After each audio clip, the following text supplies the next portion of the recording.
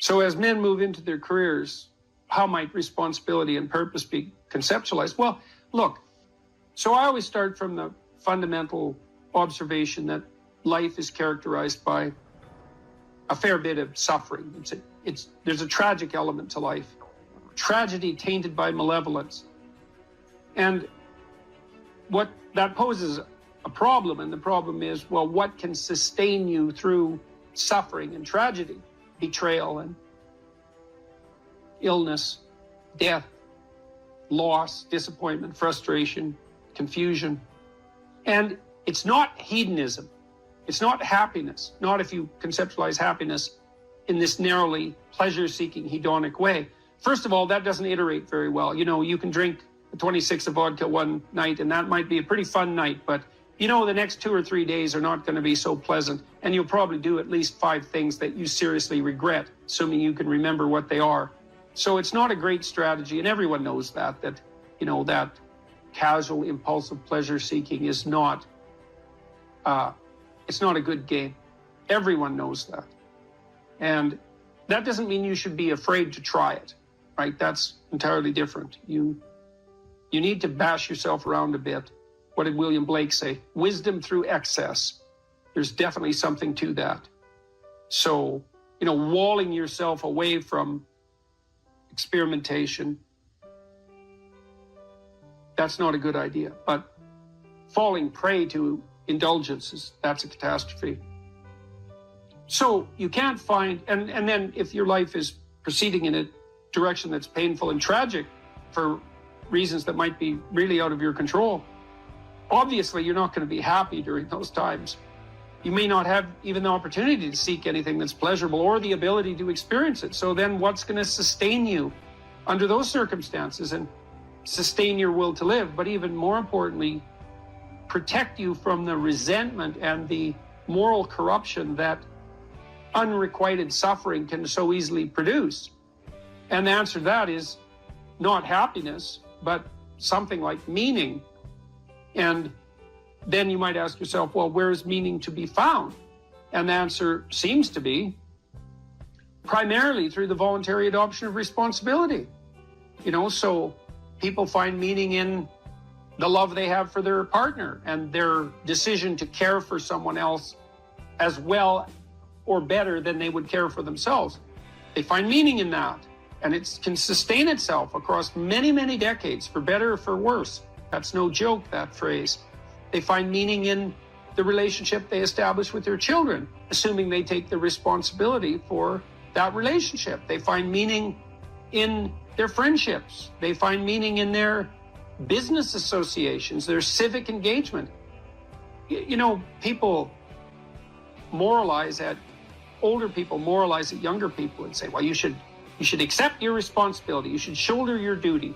And that's true, but it isn't exactly that you should do it because you should do it, even though you should. It's that there isn't anything better that you can possibly do.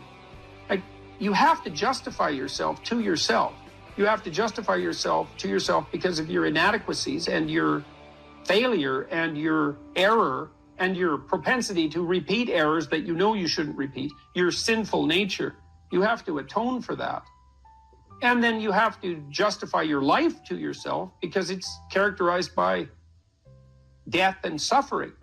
And so you need something worthwhile to do. And, well, then you might say, well, there's nothing worthwhile to do. It's, well, you're probably not really in any position to make that judgment, you know, till you've gone all in at least one thing. At least one thing. Because, like, who the hell are you? You're 16, you're cynical and nihilistic. It's like, you're not wise. You're not a philosopher. You don't know anything. And thank God, right? Because you don't even want to think you know anything because you're bloody miserable and you're suffering. And so if you're also right, well, then you're doomed. So you better bloody well pray that your cynicism and nihilism, unearned though it may be, is based on a fundamental falsehood. And it is. You can find deep significance in your life, and you find it essentially through the decision to voluntarily bear your suffering and to trudge uphill nonetheless. And there's something heroic about that in the most fundamental sense. And that heroism is something so deeply meaningful that it, in some sense, triumphs over even death. And so as you move forward through life, you mature, you start by developing responsibility for yourself, your friends, your roommates, then you take on a partner, and you have a family, and you expand the domain of responsibility and generosity, and you want to expand that. Who knows how much you can expand that? You know, you could be a credit to the nation. Well, there's an aim. Why don't you aim to be like credit to the nation by the time you're 50? Because what you got something better to do than that? And the answer to that's no. And you know, what are you going to do? You're going to pursue endless one-night stands. You're going to bury yourself nose deep in cocaine. You're going to become an alcoholic. You're going to pursue that tinsely, trashy hedonism that is nothing but destructive and generates nothing but self-contempt, and then bitterness, then misery, then vengefulness. It's like, that's why do that? I mean, it's easier in some sense, right? Although it's not, because it's rife with catastrophe and suffering. So it's way better to envision yourself as, that's the cross image fundamentally, right? The pathway to redemption is to bear your cross up the hill voluntarily. It's a hell of a thing to ask, right? Because you have to accept the fundamental limits of your mortal vulnerability. And you have to say to yourself, I will do good nonetheless. Right? And that's not obedience. That's not naivete. That's a cold decision, man. So everyone great makes that decision. So make that decision, because maybe you're great. I had an interesting experience the other day. I went to the keg. I go there because I have food allergies, and they're very careful with people who have food allergies. And the waiter took me to the table, and he said that he had been watching my lectures, and that's a very common experience. And he was happy about that, and he said that he'd had 2 promotions at the keg in the last 4 months because he'd been watching my lectures. And I really found that an affecting experience, because, you know, you might say, well, he's working as a waiter at the keg, and there's nothing particularly heroic about that. And I disagree with that, actually, because I don't care where you're located, you can do a hell of a job, and I mean that literally. You can take whatever job you have and you can make it a real nice little piece of absolute misery.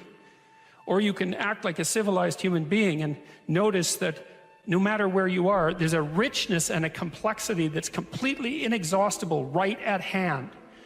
And then you can take that seriously, and you can say, well, I happen to be a waiter at the keg, and he's a young guy, and perhaps that isn't where I want to end up, but it's not nothing. It's a rich environment, and I can make it a lot better if I want to. I can get along properly with my coworkers and not gossip behind their back, and I can treat my customers properly, and if an opportunity comes my way, I can take it, and I can see what happens. And so he said that's what he'd started doing, and that things were working out much better for him. He was in a much better job than he was 3 months ago, and 3 months, that's nothing, right? I mean, that's a nice trajectory. It's an uphill trajectory, and that's what you want, really. An uphill trajectory is actually even better than being somewhere good, as far as I'm concerned, because one of the things that really makes your life meaningful is the clear realization that you're headed somewhere better than you are now. And then it's even better if you also understand that there's a direct causal relationship between the things that you're doing and the steepness of that incline. And so I get a lot of letters from people like that, and they say, well, you know, I've been listening to these lectures, and I decided that I'm going to try to take responsibility for my life, and so I've started to stop doing all the stupid things that I know that are stupid, that I know I shouldn't be doing, and I've started doing some of the things that aren't stupid that I know I should be doing, which seems pretty obvious, really, if you think about it. But obvious though it may be, that isn't necessarily what people do. And then they write and say, you can't believe what difference that makes. And they're thrilled about it. And so I'm thrilled about it when I get letters like that, because I really don't experience anything as better than a letter like that or a message like that, because it's so good to see things that aren't so good replaced by something better. And I really do think it's an open question. I truly believe it's an open question to what degree we could make things better if that's what we actually aimed at doing. Well, there's 2 modes of being in the world, right? There's one where you adopt the responsibility for living properly for being properly, and you make the sacrifices necessary for doing that, and then everything will flourish properly. And the other one is a pathway of resentment and bitterness and rejection and murder and genocide, and that just seems exactly right to me. And so if the positive path beckons, if you can actually see what it is, if you can lower yourself enough to see what it is. Carl Jung said once that modern people didn't see God because they didn't look low enough. It's a phrase I really, really like, because people denigrate the opportunities that are right in front of them. And there's no reason to do that, because what's right in front of you is the majesty of being. That's what's right in front of you. It's inexhaustibly complex and full of potential, and there's no reason to assume that wherever you happen to be isn't as good a starting place as anywhere else. Now, you know, I know some people have terrible, terrible lives. They're in situations that are absolutely unbearable. But I also do know that even situations like that can be made a hell of a lot worse by the worst kind of attitude, that's for sure.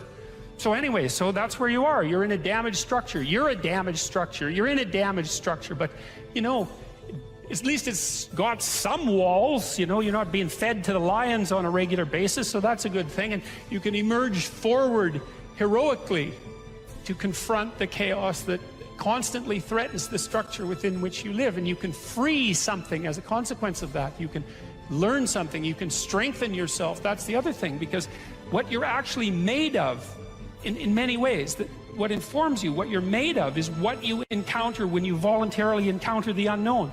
And so the more you voluntarily encounter the unknown, the more you get made of. And the more you get made of, the more there is to you. And then the more you're good at encountering the unknown and restructuring order and calling forth proper order out of the potential of being. And God, you got to think, why wouldn't you do that, since you can do that? And it's an endless mystery. You know, I think part of it is that people don't aspire to the highest good because they're deeply ashamed of themselves and their weaknesses and their insufficiencies. And that's not the only reason. I mean, there's the desire to avoid responsibility, and there's all the negative motivations as well, like resentment and hatred, and the desire to make things worse. I don't want to, you know, give us too much of a break, but it's something like that. It's okay to not be in a very good place if what you're trying to do with that not very good place is make it better. And the fact that things aren't exactly the way they should be at least gives you something to do, you know, and maybe something great to do, because there's no shortage of suffering and trouble that besets the world that you could conceivably ameliorate in some way. And the utility of that and the intrinsic meaning of that is self-evident. So it also makes me curious about nihilism, for example, and despair, because, I mean, I understand those emotions, I understand them deeply, and the intellectual mindset goes along with it, but they just seem beside the point to me in some sense, because there are so many things that need doing that all you really have to do is open your eyes and look at them and then decide that you're actually going to do something about them. And you might think, well, what's within my scope of influence is so trivial that it's not worth doing. It's like, it won't stay trivial for long if you do it. Not at all. And I don't think it's trivial to begin with. I really don't believe that anything done right is trivial. My experience in my life has been that anything I actually did paid off. It didn't pay off necessarily in the way that I expected it to pay off. That's a whole different story. But if it was genuine commitment to do something, even if it went sideways and the outcome was really something other than what I expected, the net consequence over time was nothing but good.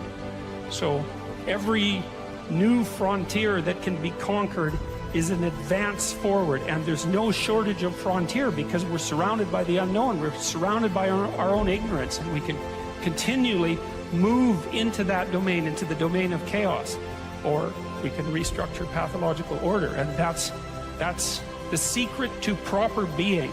And so then you encounter chaos that way, you know, and then you can regard yourself as the sort of entity that, despite its insufficiency, has the capability to conquer chaos, despite the danger of that. That's the other thing, because the fact that you're fragile is actually a precondition for your heroism, because if you weren't fragile, then there'd be nothing heroic about doing something difficult, right? Because if you couldn't be hurt or damaged or defeated or end up in failure, then where's the moral courage in the endeavor?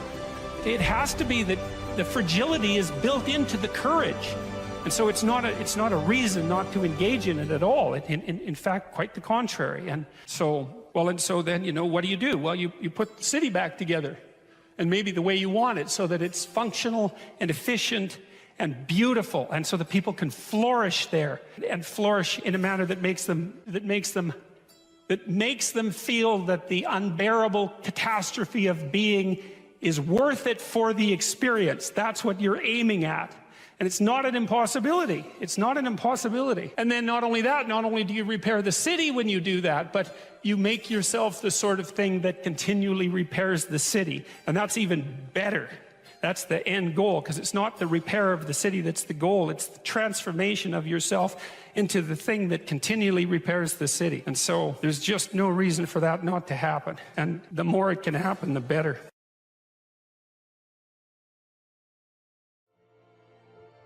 Look, last night, I was at this talk I gave, and about 1,000 people came, and about 500 of them stayed afterwards, and most of them were young men, and just one of them after the other comes up to me, and they shake my hand, and they say, look, I've been listening to what you've been saying for 6 months, and it's changed my life. It's like I was depressed, I was addicted to drugs, my relationships weren't working out, I was hopeless, I didn't have any goal. I started cleaning up my room and telling the truth and working hard on myself, and it's really working, and I just want to thank you for helping me. And I think, God, it's so sad that so many of these men, they've not had an encouraging bloody word, a real encouraging word in their entire life. It just takes a little bit of encouragement and care so that they're willing to set themselves straight to some degree and start trying. It's just a catastrophe that's so rare in their lives.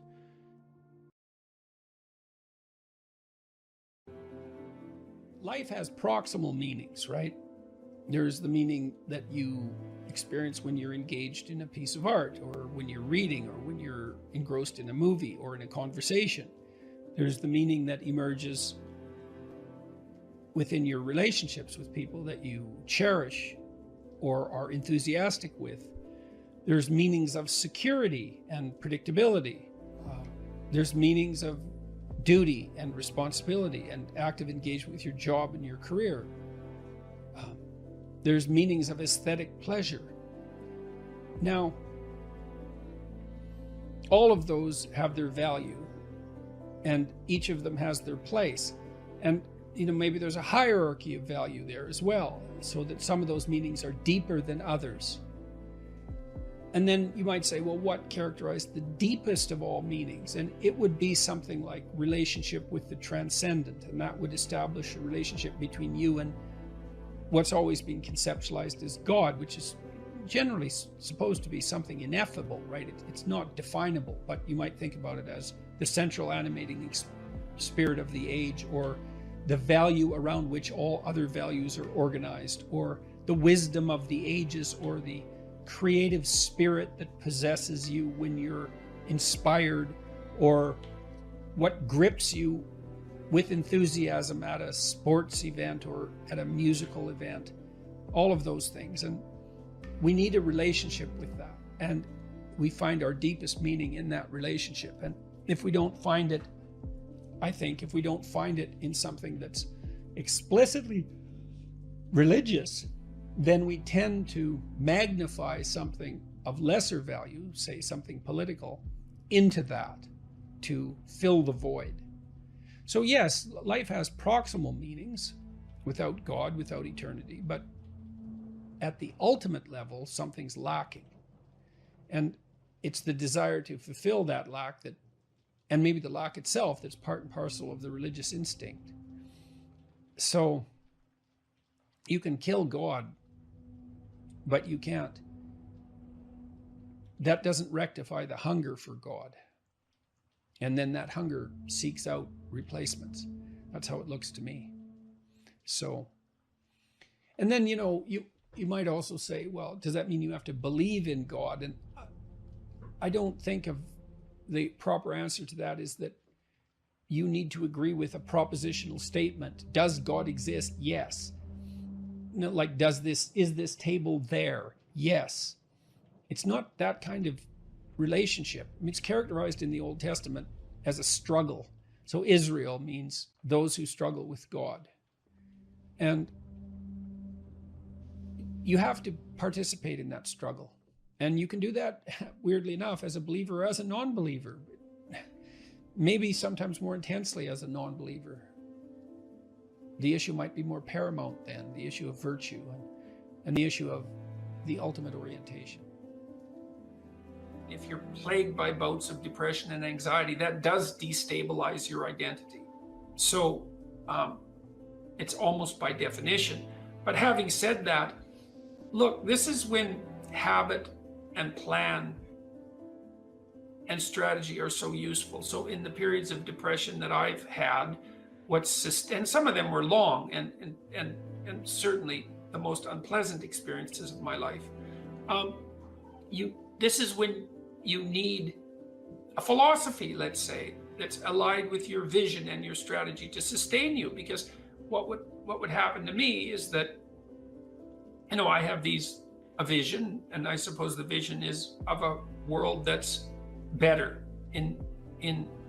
that's less likely to descend into ideological catastrophe, and where people are more responsible and more awake and more educated and healthier. All of that, a vision of a better world, a world that's less hellish at least, but also a better world, and some sense of what role I might play in that.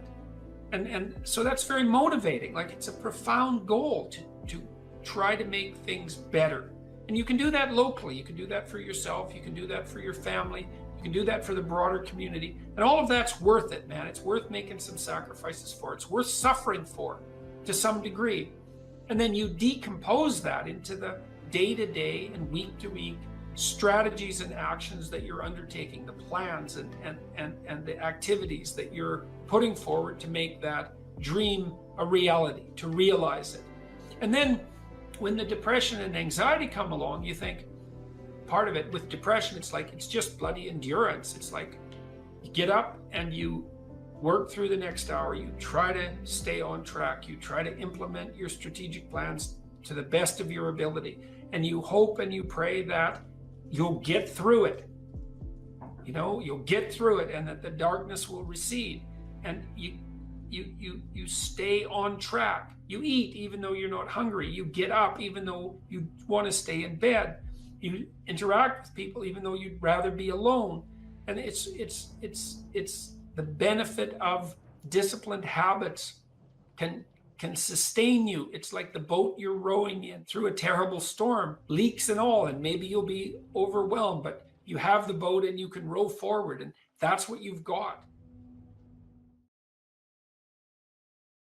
Is there a purpose to our life? And well, that's a hard question. And then if there is a purpose, well, how is it expressed? And then if there is a purpose and our lives are truncated as they are by death, then how can that purpose have significance? And those are hard questions. But Socrates' experience seemed to be that he had lived enough in his life so that when push came to shove, which it certainly did, he was able to gracefully let it go. And he attested to that with his death.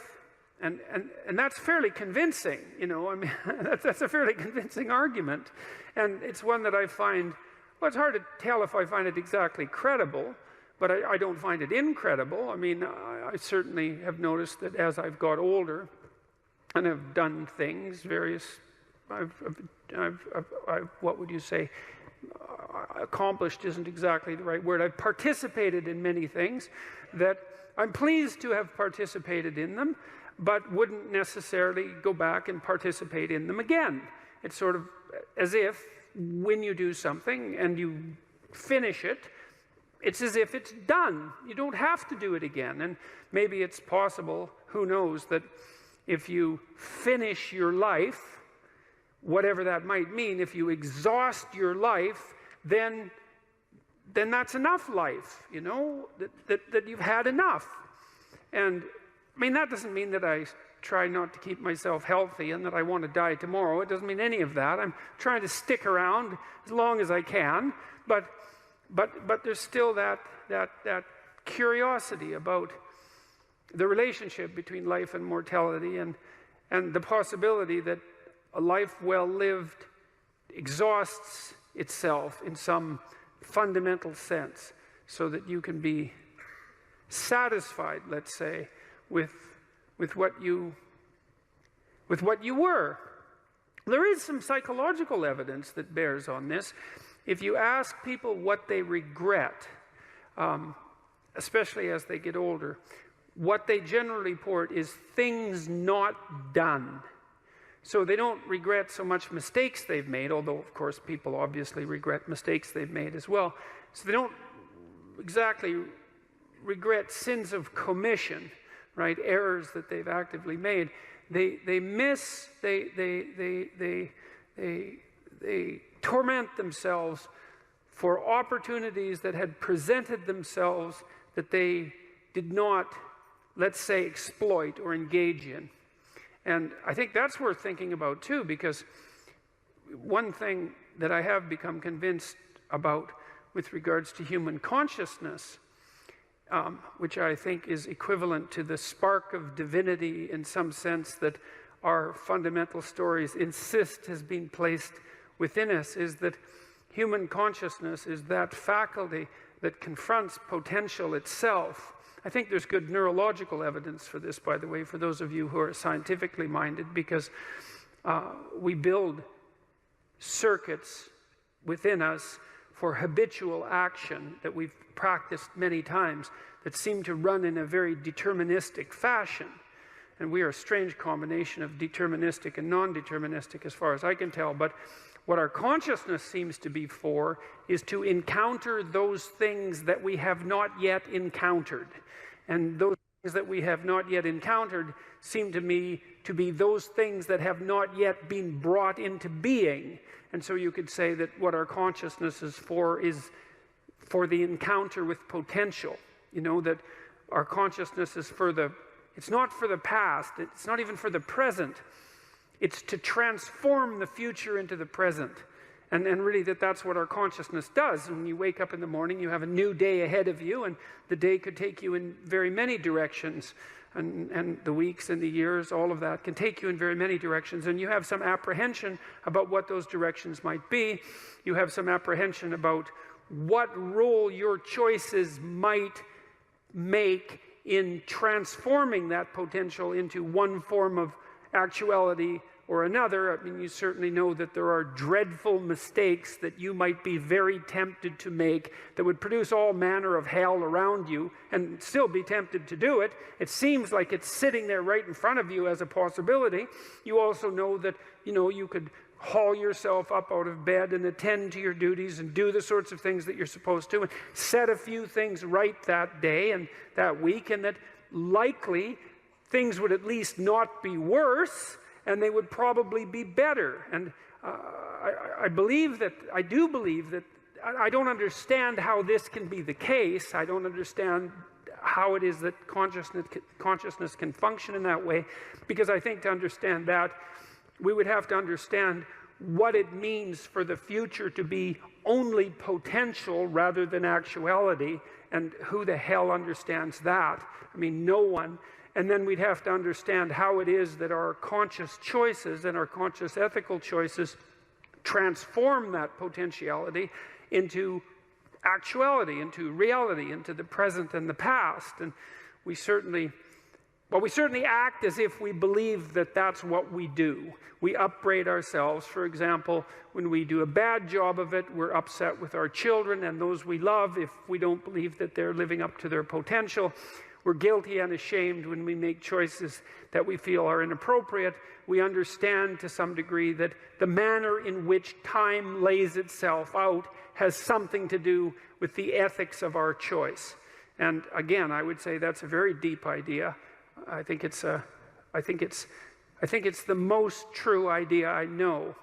It's very emphasized, that idea emphasized in ancient religious stories such as those that are outlined in Genesis, or in Genesis with its strange insistence that, God is that which brings order out of chaos, formless potential, generates the world out of formless potential, and that we're somehow made in that image, which seems to me to be the case. And that the proper way, by the way, to go about acting in that image is to act in relationship to the potential that confronts you with truth and with courage with careful articulation. That's the logos. And that if you do that, then what you bring forth is good. It's known from multiple dimensions simultaneously that the system that produces happiness, let's say in the founder's sense, produces that emotion in relationship to the observation of movement towards a valued goal. And so you can derive some conclusions from that. The first is that without a goal, there's no happiness by definition, because happiness marks movement towards a valued goal. The next is, well, the higher the goal, the more value there is in the observation of movement towards it. And so out of that, you might ask, well, then what's the highest goal? Because why don't we go for that? Well, then you could say, well, you should do your best for the best. You might say, well, that's just to make me hedonically happy. It's like, well, wait a second, cocaine will work for that, because it actually even activates this system. But what about tomorrow and next week and next month?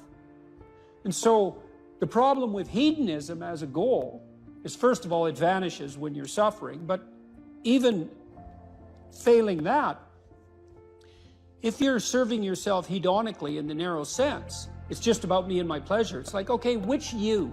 Today's you, tomorrow's you, next week's you, next month's you. What about next year, 5 years from now, 10 years from now? You're going to lead a hedonic and dissolute life, and what are you going to be, a burnt-out shell and a wreck, a dismal wreck in 10 years? Because that's what'll happen. And so if you don't construe yourself as a community stretched out across time, then you're not even serving yourself. And if you do construe yourself as a community stretched across time, then serving other people and serving yourself turn out to be exactly the same thing. I just did a course on the Sermon on the Mount, and Christ, in one of the sections of that sermon, he says to people that you shouldn't lose your saltiness, you shouldn't lose your savor, and you're the salt of the earth, and without that salt, everything loses its flavor. And salt is a preservative, and it's a spice, and that's often conceptualized, that phrase, as referring to the salt of the earth, the solid, reliable types who bear all burdens. But that is not what it means. I looked at a lot of different translations. I talked to a lot of people about that verse, and really what it means is, well, there should be some spiciness and unpredictability and humor about you. And there should be some play in the system, right? Because that's what stops you from just being the narrow, dead, past letter of the law with no spirit. There should be some snake inside the tree, right? There should be some fire inside the bush. Those are all ways of construing that are symbolically equivalent. There should be some dynamism in you, and a fair bit of that's associated with, well, enthusiasm. That's fun, but enthusiasm means to be imbued with the Spirit of God. That's why people like comedians so much too, because that's what they do. And so you have to leaven the duty with humor, and your book does a lovely job of that too, because your book, which is a very conservative book in the best possible way, and is a call to duty and responsibility, but you constantly return to themes of both stoicism and humor, which are tied together in some sense. I was just in Newfoundland for the last week doing a documentary there, and Newfoundland's a rough rock, and it's beautiful and harsh, and the people there are tough and resilient, man, because they had to be. And Newfies have a great sense of humor, and they're always making fun, and that's a necessary leaven, right? That ability to deal with serious matters with a light touch, and it's something I'm trying to learn to do more and more, even in the most serious of conversations, because if you're a master, you've got both. You've got that light touch and that sense of humor. You really see that in military people who've been through rough situations.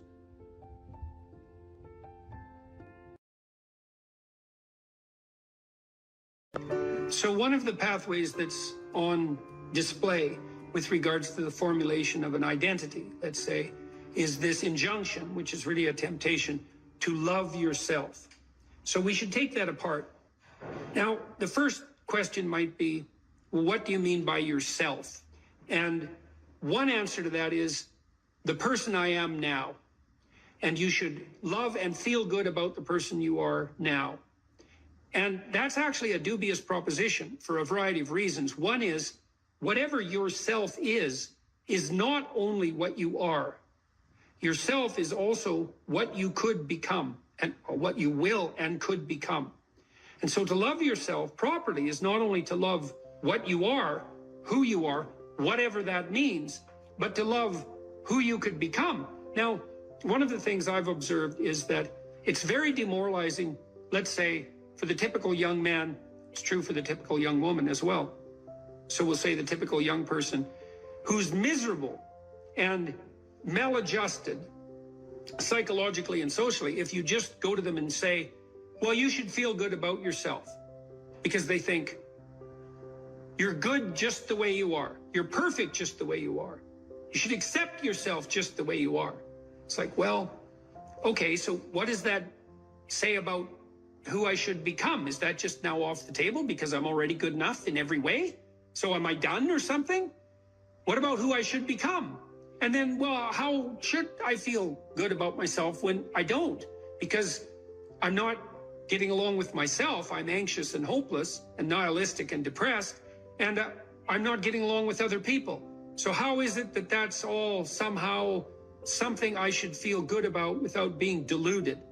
And these are complicated questions, because you don't want to beat yourself with a stick, which might be the opposite of that. So, well, feel bad about yourself. It's like, no, be judicious and merciful with yourself, and think that you need to accept yourself in some way, the way a mother accepts a child.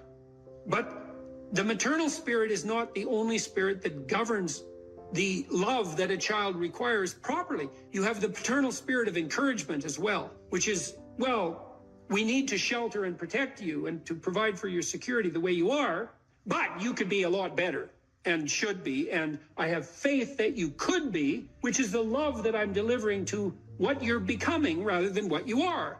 And so love that you direct towards yourself is partly directed towards that maternal care that's sort of the minimum precondition for basic flourishing, combined with an attitude of encouragement towards the possibilities of your being.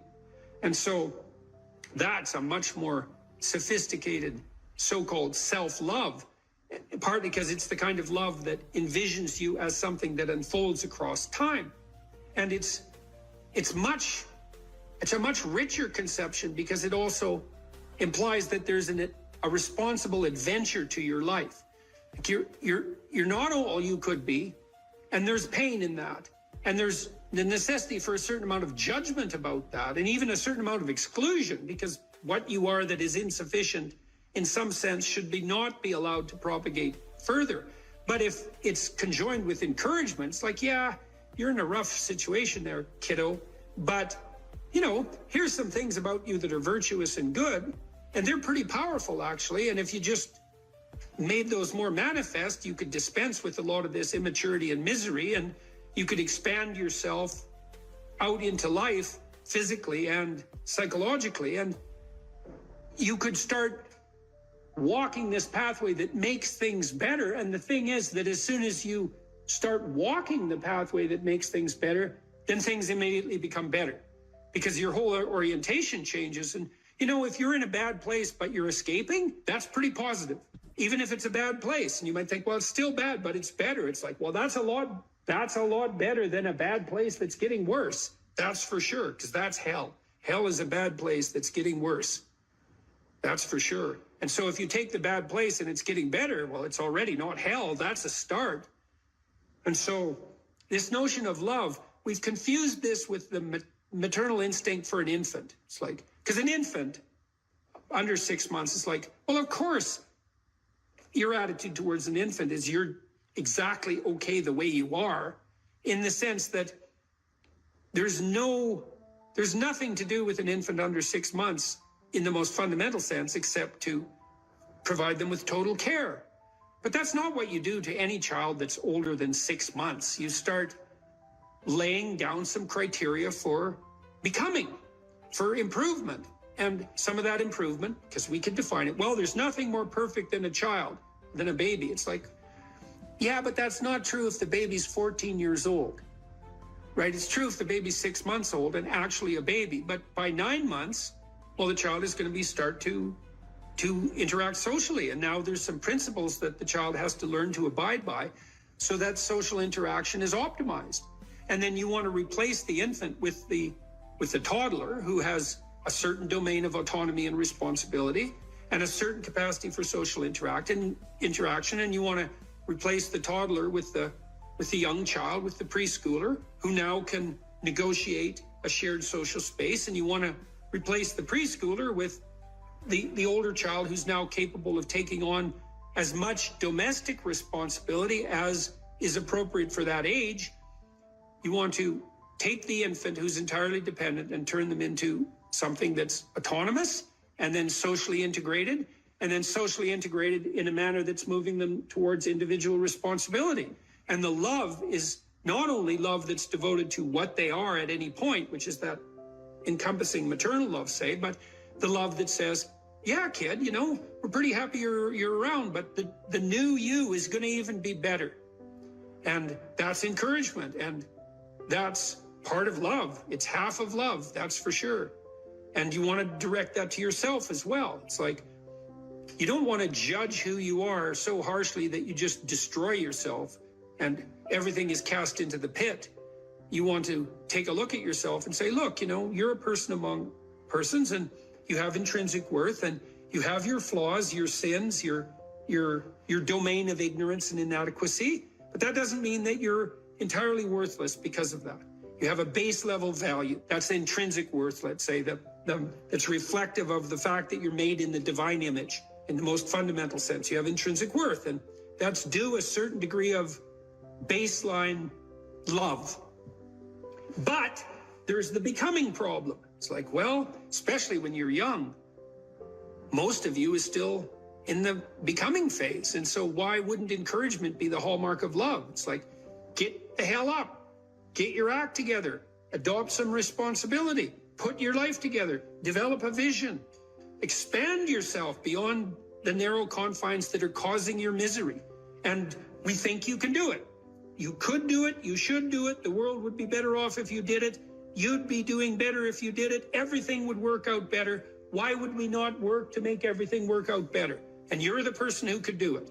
And you tell young people that, and they think, well, no one ever told me that before in that way. And they think, well, maybe I should get my act together. And then they go out and try to get their act together in some micro ways. And they think, well, turned out that worked. And I'm less miserable. I could try doing it a little bit on a broader scale. And they try that and they think, wow, people seem a lot happier with me. I have more friends and I'm more popular and I'm a little more physically attractive because I'm standing up a little bit straighter. And then away they go. And why would you, unless you believe that human being is corrupt and pathological in its essence, which many people now seem to believe, or at least some dread spirit seems to insist, and people agree with it. If you don't buy that, then you think, well, yeah, you unfold, man. Unfold all those manifold possibilities that lurk within and be a force for good in the world. And that'll be the adventure of your life. And I guess we could also add to that a bit of a disquisition on truth. So you should be oriented by love. And you could say, well, that's the desire to care for being and becoming, however it's manifest, to want that to turn out in the best possible manner. That could be your goal. I want things to turn out in the best possible manner. And you have to decide if that's true, because people are tempted to create little hells around them all the time. So don't be thinking that necessarily you want that, because it's not that easy to orient yourself so that that's all you want, because you're bitter and resentful and angry. And so all of that's going to interfere with that vision of love. And then you might say, well, now that you have that vision, what do you have as weapons to clear your path, let's say, or to set things in order as you move forward? And one of the answers to that is, we have truth. Well, why? Well, because you want to contend with the world the way it is, obviously. So truth is going to be useful in that endeavor. And then you might say, well, if I could get away with something by not telling the truth, why shouldn't I just lie? If I could get what I wanted and if I could avoid responsibility, why not lie?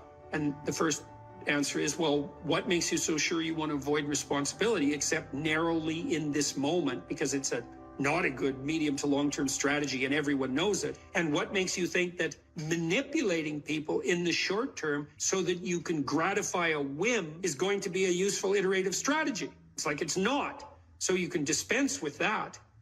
And so what do you do when you tell the truth? Instead, is you predicate your actions on an axiom of faith, which is that nothing better can happen than that which happens if you live in truth. And that's a statement of deep religious faith, because the evidence for that can only be gathered as a consequence of manifesting the actions that are predicated upon that axiom of faith. You don't know till you lay it out. But you can say, well, I believe that the truth will set me free. And then you think, well, the truth will set me free. Who's me? Back to identity. Well, if you're lying, it's not you by definition, because if you're lying, you're attempting to implement a falsehood. You're attempting to falsify the world and yourself. That's what a lie is. And so if something happens that's good because you lied, it's not happening to you. It's a reward for the spirit of deceit that you allowed to inhabit you. And if you reward the spirit of deceit that you allowed to inhabit you, it will grow. And I would not recommend that. That's a very bad idea. In the contrary situation, you live and speak in truth, and then things happen. They're happening to you. That's your life, man. That's your adventure. And one of the things that's very interesting about the truth in that regard is that it provides a certain optimal unpredictability. You know, if you're talking to someone, you think, maybe you're being interviewed, or maybe you're having a discussion with someone, you think, I'd like to impress this person. It's like now you have a little vision of what the instrumental outcome of the conversation could be, so that it reflects positively on some narrow conception of a desired future state. I want this person to be impressed with me. So I'm only going to say things they want to hear and that sound impressive. That's all lies. It's like, well, maybe you'll get that result, but it won't be what you want, because it's predicated on a falsehood. Instead, you could just have a conversation with the person, like a real conversation. It's like, what do you think? Here's what I think. Do you like it or not like it? It's like, well, I don't know if you like it or not like it. It's like, we can talk about that and why, but it's still what I think. And that doesn't mean it's right, but it's what I think. Well, then you lay that out, and then what happens to you is what happens to you. And then it's unpredictable, because imagine you're speaking deceitfully and instrumentally. You want something from someone. Okay, well then you're lying, so the you that receives is not you. It's the spirit of deceit. And it's also, you're instrumental because you think that that narrow vision is optimal, even though it requires deceit. You could just throw that away and you could say, well, I'm going to say what I think, carefully and judiciously, feeling out the words, and then I'm going to accept whatever happens, no matter how unpredictable. And then what you'll find is that's where you have adventure. Because you might ask too, well, what do you have to offset against the catastrophe of life? Responsibility, friendship, place, job, career, education, all of that. Adventure. Adventure. Is the adventure worth it? Well, if you tell the truth, you will have the adventure of your life. That's what will happen. So that's an interesting thing. Well, so let's say you go over your past with a fine-tooth comb and you decide you're going to take responsibility for everything that you did that was wrong and everything that you failed to do that you could have done that was right. It's like, does that change the world? It's like, depends on how thoroughly you do it.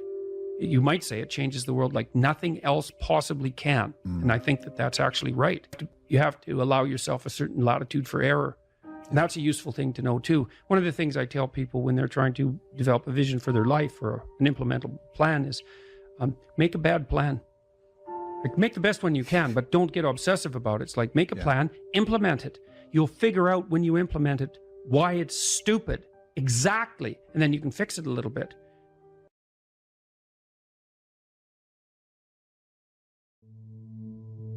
Most creative people fail at producing their creative product and monetizing it, right? So your default position, if you're a creative person, is you're going to fail.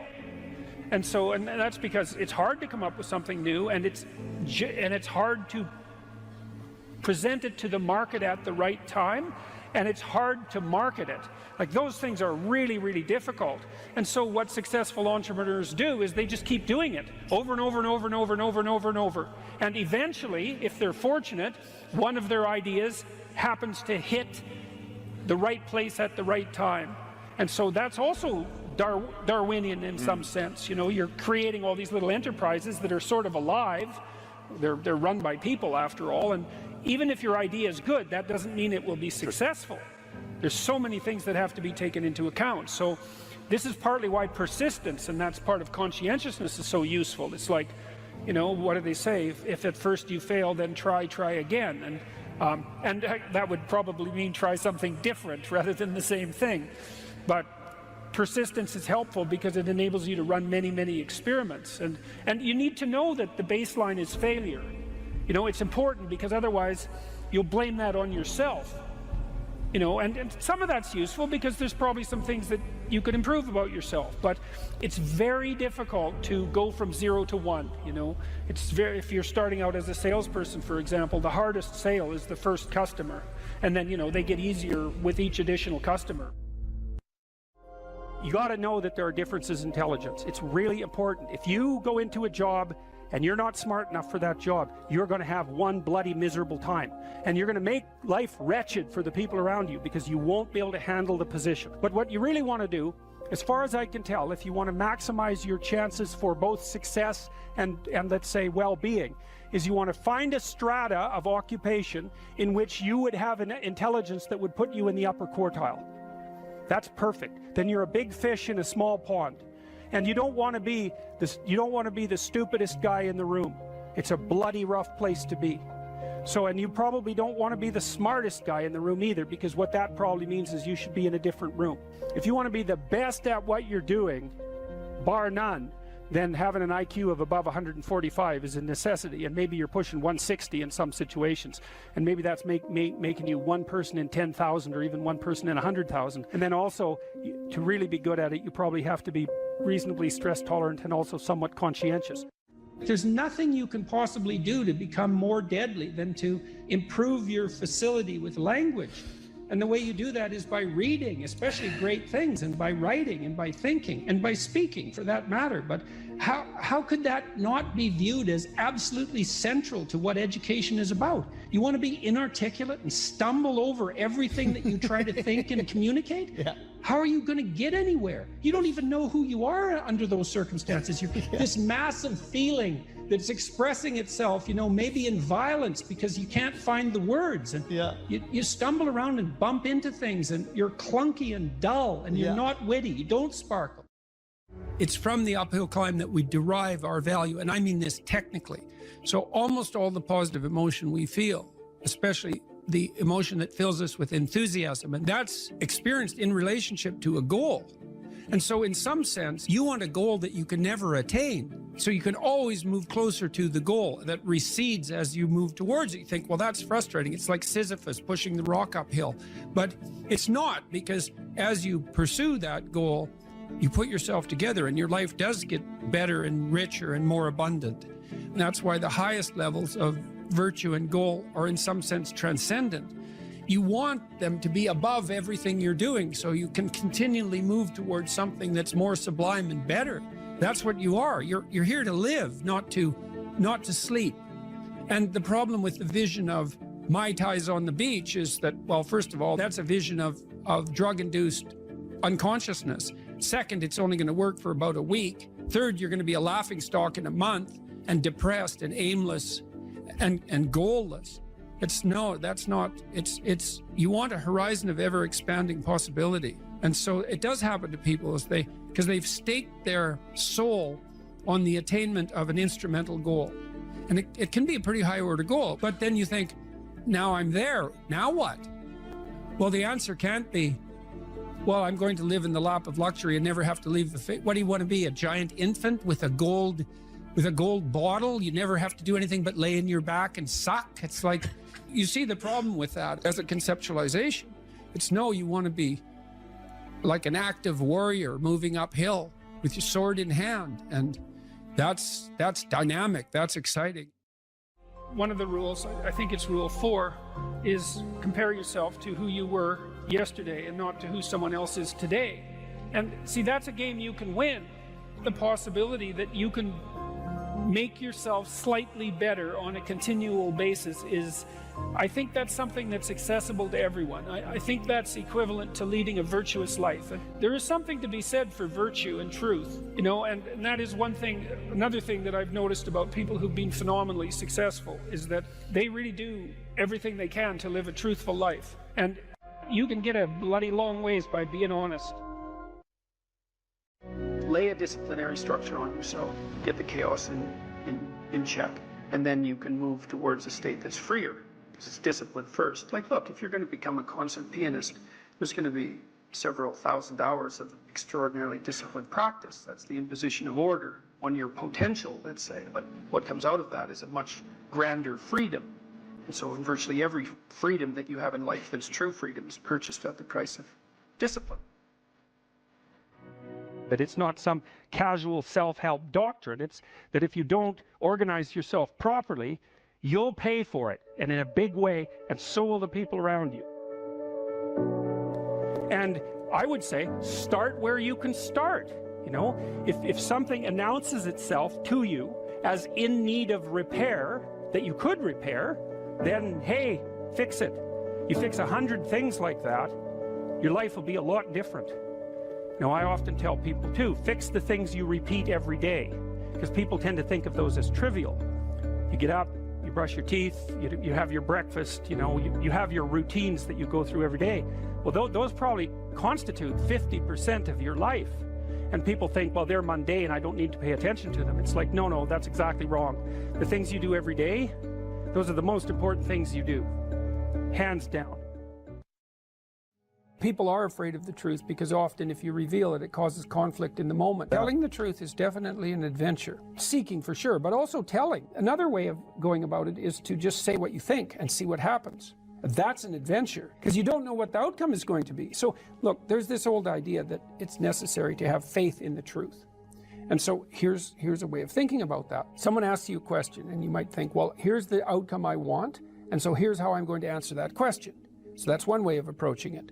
But another way of approaching it is, you ask me a question, I'm going to think about the answer, and I'm just going to tell you what I think. And it doesn't matter what the outcome is, because I'm willing to see what the outcome will be, predicated on the idea that there isn't a better outcome than the one that truth produces. Even if it's harsh and terrible in the short term, and sometimes it is, it's like there isn't a better way of doing it. Now, you might say, well, how do you know that? And the answer is, well, I don't know that. That's why it's an article of faith, because I believe, and I believe this deeply, the being that you produce as a consequence of telling the truth is good, by definition, even though it's harsh and often uncomfortable, because you get in trouble. One of the things that I've really learned recently, or learned to articulate better, is that there's a very tight relationship between aspiration and responsibility. The first question might be, do you need to aspire to something? And the answer is, well, yes, because you have to do something. If you just sit there, you'll die. You can't just sit there. You have to go act out in the world. Okay, so act towards what? Well, that's whatever your aspiration is. You have to have an aim. Okay, well, what should the aim be? Well, it should be something worth doing, let's say. Why do something that you don't feel is worth doing? What do you think's worth doing? Well, if you watch other people and you judge when they're doing something worthwhile, you usually judge them positively if you see that they're taking responsibility, at least for themselves. But do you want to be completely useless so other people have to take care of you? That's pretty pathetic. And maybe you could get your act together so you're taking care of yourself and your family. And maybe you could even do better than that and take care of yourself and your family and your community. Well, good for you. That's responsibility, and that's an aim. Well, here's one of the things that's cool about that, is that your life doesn't have meaning without aspiration or an aim. Okay, so you need a hierarchy of values. There's got to be something at the top. It's got to be something important. If you don't have that, your life doesn't have any meaning. So if you criticize the hierarchy, or even the idea of hierarchy, you destroy the idea of aspiration. And then people have nothing. Well, that's not helpful. People are built for a struggle and they're built for a weight, and you want to take on a heavy burden voluntarily. See if you can put yourself together. See what you can do out in the world while you're waiting to die. It's an all-in game. It better be worthwhile.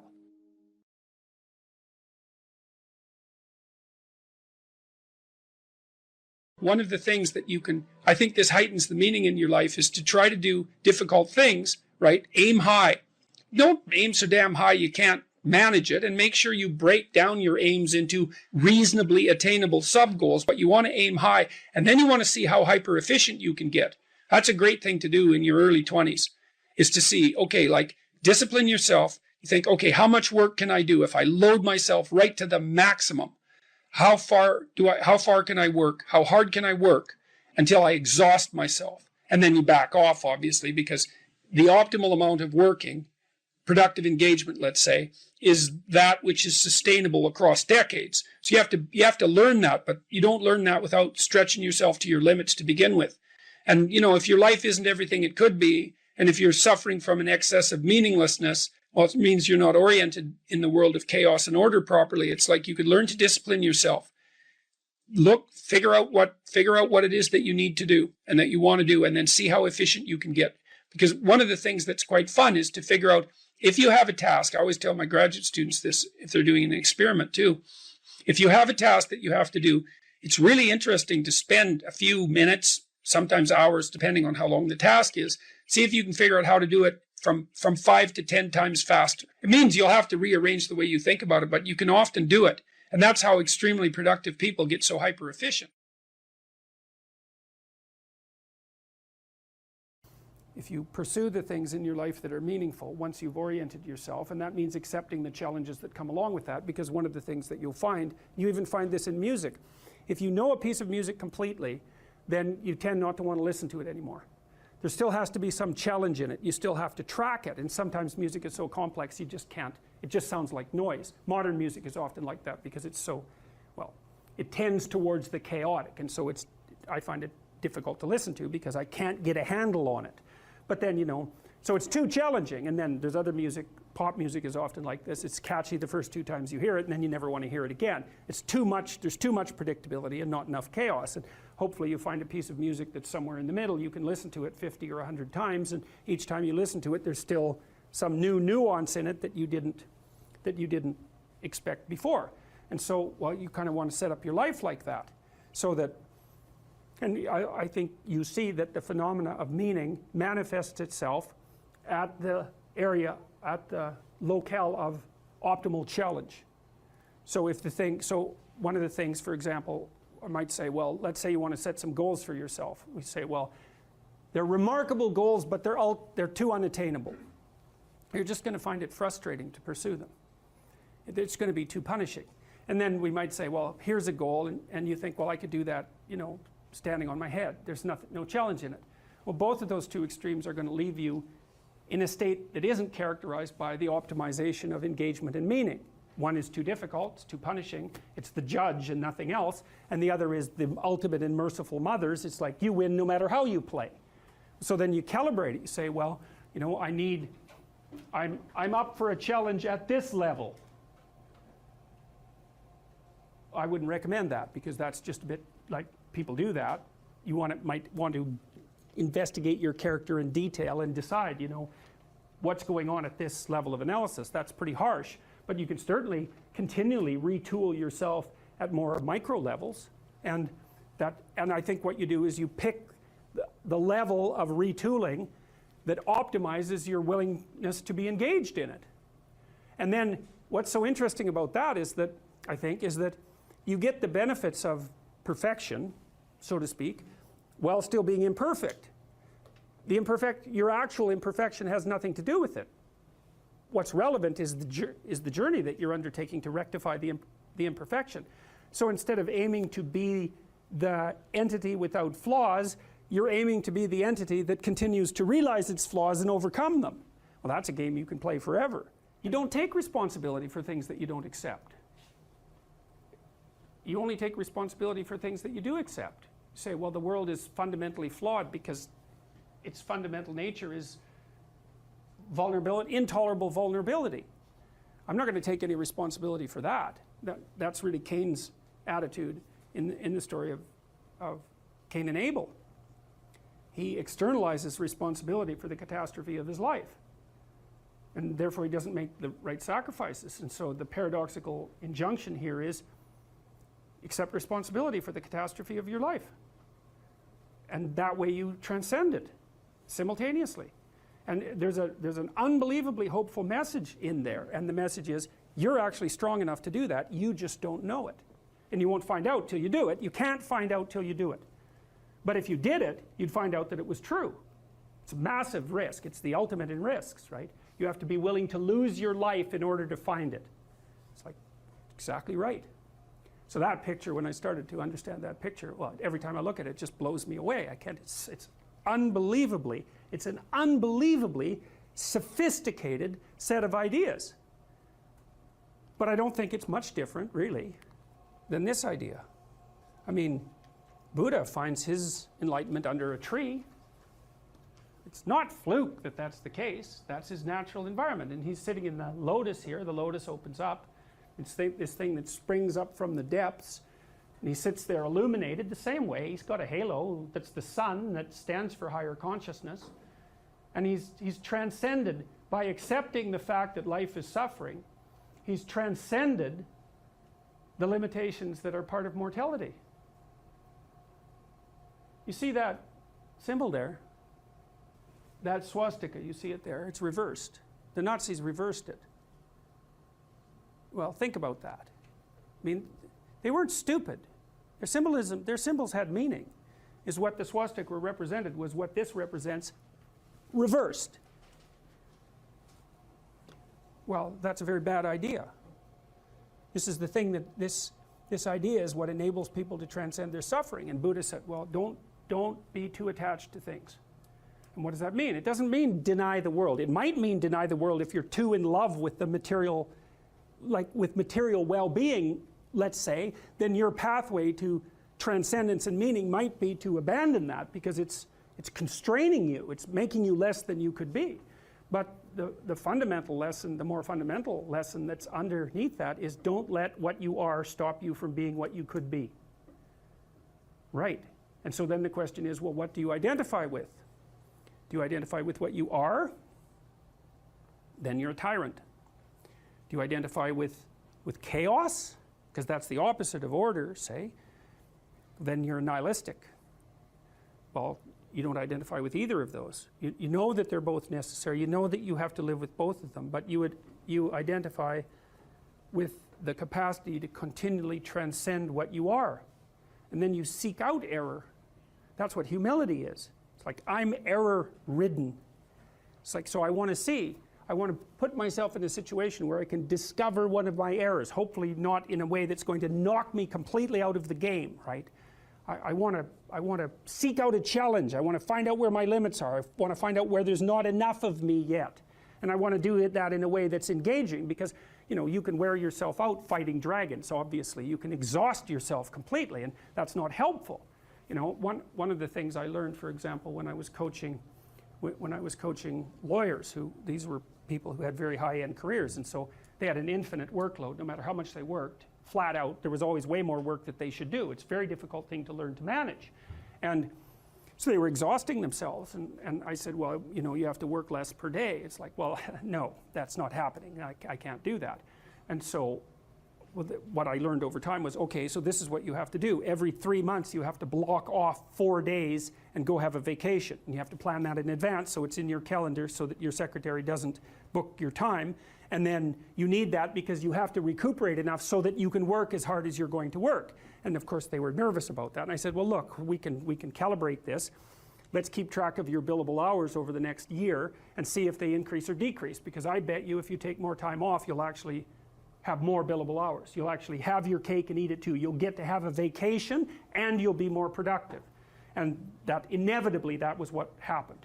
And so that's a matter of calibrating the game properly, right? You want to play a game that you can play today, but also one that you can play next week and next month. We're not talking about, you know, your career this week. We're talking about you having a career that lasts 30 years, that doesn't kill you, that doesn't make you hate yourself or the job, that doesn't make you bitter, that doesn't wear you to a frazzle. So it has to be optimized. And so I think that you can, in fact, decide to take on the load that's optimally meaningful if you want, and then you get to have your cake and eat it too. You're on the pathway to continual incremental improvement. You only have to burn off a feather at a time instead of having the whole bloody thing burst into flames. but it's a constant source of renewal. And there's an idea that to be renewed, you have to drink the water of life, right? That's an old mythological idea. And what's the water? The water of life, chaos is water. Water is chaos. Water is what washes away too much order. And to stay continually, let's say, refreshed by the water of life is to take on exactly the right amount of chaos to make sure that your garden is properly nourished. And I think meaning is actually the marker of that. And as I said, you know that I wouldn't consider myself either naive or particularly optimistic person. I don't think I'm either of those. But this is actually an idea, this is one of the only ideas that I've ever found that I really believe to be rock solid. I actually think that it's true. And it's very optimistic because it says you can use your sense of meaning to calibrate your progress through life. But there's rules. You have to aim at the highest possible good that you can conceive. Now, and that's subject to update, because what the hell do you know? But you start by aiming at the star you can see rather than the dimmer one that you can't yet perceive. And then you decide that you're going to do that honestly, right? That's a big decision. So the first decision, I think, in some sense, is a decision of love. You're going to decide that being is worthwhile and that you're going to work for its betterment. And that's a decision that's based on love. And the second decision is based on truth. Having made that decision, you're going to play a straight game. Having made those two decisions, I think that you can allow your sense of meaning to calibrate your pathway. And then what's so interesting is that you hit a state that's as close to paradisal as you're going to hit right away, because being engaged like that, it's better to be engaged in the solution of a complex problem than not to have a problem at all. And that's no different than saying it's better for there to be being than non-being, because being is a problem. And so if you want to have no problems, then you have no being. And you could say, well, being is so miserable that maybe that's the route we should take. And fair enough, but maybe you can have your cake and eat it too. You can have the damn problem. It can be a problem worth solving, and you can be so engaged in solving the problem that it justifies the fact that the problem exists. And then you get to have the problem and the solution at the same time, and maybe that's better than not having the problem at all. And I believe that, because one of the things I have seen, and I've seen this being so interesting when I've been lecturing to people, especially more recently, and this has also manifested itself on YouTube. I'm talking to people a lot about responsibility, and it's young men in particular that seem to be responding to that. And I think that's partly because I think that young women, in some sense, have their responsibility map already laid out for them. It's also less voluntary in some sense for women, because they have more complicated problems to solve in the first part of their life, right? Because they have to get the family problem solved. But whatever. I've been talking in a very delineated manner about responsibility, which is a strange thing to sell to people, but responsibility is what gives your life meaning. And so then you might say, well, then take on ultimate responsibility. And what happens? You have an ultimately meaningful life. And then you might say, well, if your life is ultimately meaningful, doesn't matter if it's punctuated by tragedy or even predicated on tragedy. It's worth it.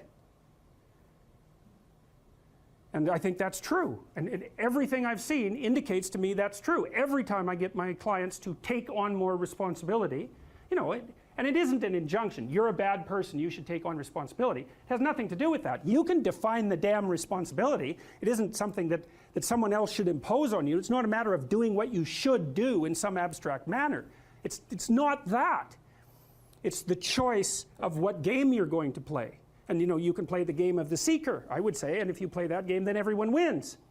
And it's the best game you can play. And so the answer, in some sense, to the tragedy of life, to the catastrophe of life, to the fall, is to adopt the responsibility of mortality that goes along with that, and to play that game maximally. And paradoxically, it's in the willingness to do that the solution emerges. And I have done my best with every single thing I've talked to you guys about. I have done my best to do what Dostoevsky does in his novels, which is I make a proposition and then I spend months or years trying to figure out if I can take the bloody thing apart, if there's something wrong with it, because I want to find out. I want to hit it with a hammer and see if it breaks. And what I've been trying to do is to tell you all the things that I've gathered, let's say, or laid out or articulated or discovered over the last 30 years that I have not been able to break with the biggest hammer that I could take to them. And I guess that's the fundamental one, is that I believe that the idea that lurks in these images, derived from very different cultures. It's the same idea. Life is suffering. Right. Indisputable. What do you do about that? You voluntarily accept it and then strive to overcome the suffering that's a consequence of that. And you do that for you, and you do that in a way that makes it better for other people. And then that works. And one question might be, well, how well does it work? And the answer is, the only way that you can find out is by trying it. That's it. That's the existential element of it. The proof is to be derived by the incarnation of the attitude in your own life. No one can tell you how it will work for you. It's the thing that your destiny is to discover that. And you have to make the decisions to begin with. It's like, because you can't do this without commitment. You have to commit to it first. That's the act of faith that Kierkegaard was so insistent upon. You have to say, I'm going to act as if being is good. I'm going to act as if truth is the pathway to enlightenment. I'm going to act as if I should pursue the deepest meaning possible in my life. And there's reasons to do none of those. They're real reasons. So it's really a decision. But you can't find out what the consequence of the decision is unless you make the decision. I think the same thing happens when you get married, by the way. Is that if you think you might leave, you're not married. And then you think, well, the marriage didn't succeed. It's like, well, maybe you were never married. Because the rule is, you don't get to leave. And there's a reason for that rule. Now, I'm not saying that there aren't situations where there should be exceptions made for that. That's not the point. The point is that there's some games you don't get to play unless you're all in. And the other thing that's so interesting about being alive is that you're all in. No matter what you do, you're all in. This is going to kill you. So I think you might as well play the most magnificent game you can while you're waiting. Because do you have anything better to do? Really? Why not pick the best thing possible that you could do? Why not do that? Maybe you could justify your wretched existence to yourself that way. I think you could. That's what it looks like.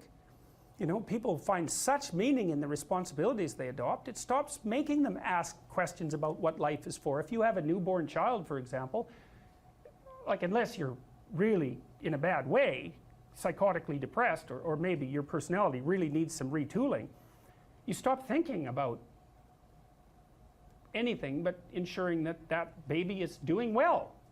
And if someone comes along and asks you an existential question about your commitment to that, the right response is, why are you asking me such stupid questions when this is manifesting itself right in front of your eyes? Like, how blind can you be? That isn't a time for questions about the meaning of life. The answer is right in front of you. And if you can't see it, it's not because life has no meaning, it's because you're blind. I mean, that's what the image of the Virgin Mother and the child is all about. It's like, what's the answer to the meaning of life? Here's an answer. It's like, well, I'm going to criticize that. Well, go right ahead.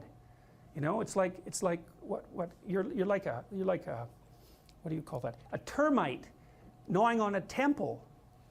There's no utility in that sort of criticism. It's blindness.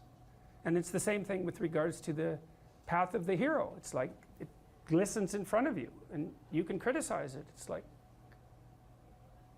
fine. Put the cart before the horse and see how far you get.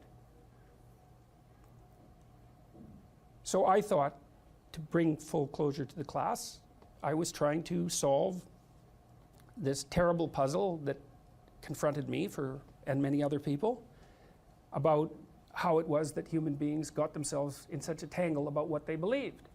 Such a tangle that we were pointing the ultimate weapons of destruction at one another, which, by the way, we are still doing. And I thought, okay, well, I understand that. We need our belief systems. They orient us. And that means there will be conflict between belief systems, and that can be a catastrophe. And that's being played out everywhere, again, in very many ways.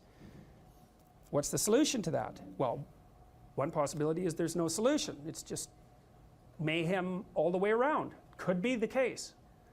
But it seemed to me, as I delved into it, that the proper solution to that was to live properly as an individual, because you're more powerful than you think. Way more powerful than you think. I mean, God only knows what you are in the final analysis. You're blind to your own weaknesses, but you're also blind to your own strengths. And so then I think, well, if you got your act together, it'd be better for you, and instantly it would be better for your family, assuming they wanted you to get your act together, and not everyone does, but, and then it would be better for the community. It's like, how far could you take that? If you stopped wasting time, and if you stopped lying, and if you oriented yourself to the highest possible good that you could conceive of, and you committed to that, how much good could you do? Well, I would say, why don't you find out? So that's what I think you should do. You should find out. You don't have anything better to do. And there's nothing in it, as far as I've been able to tell, there's nothing in it but good. So maybe you could sort yourself out so that you wanted nothing but the good. And then maybe you could help make that manifest in the world. And maybe we wouldn't have all these terrible problems then. At least we'd have fewer of them, and that would be a start. So it's the answer to the problem of humanity is the integrity of the individual. That's the answer. So, and states that are predicated on that realization are healthy. So, and states that aren't are doomed to stagnation and catastrophic collapse. And personalities that are predicated on self-tyranny and the tyranny of others are doomed to collapse. So, and then you think, well, what's the barrier? And the barrier is, are you willing to accept the responsibility? And part of the answer to that is, reduce the damn responsibility until it's tolerable. You don't have to fix everything at once. You could just start by fixing the things that you could fix. Or you could even do it more. You could do it with even less self-sacrifice. You could start by fixing only the things that you want to fix. God, you can get a massive way that way. So do it. See what happens. That's what you should have been taught in university right from the beginning. It's like, aim at the highest good. Tool yourself into something that can attain it. And go out there and manifest it in the world. And everything that comes your way will be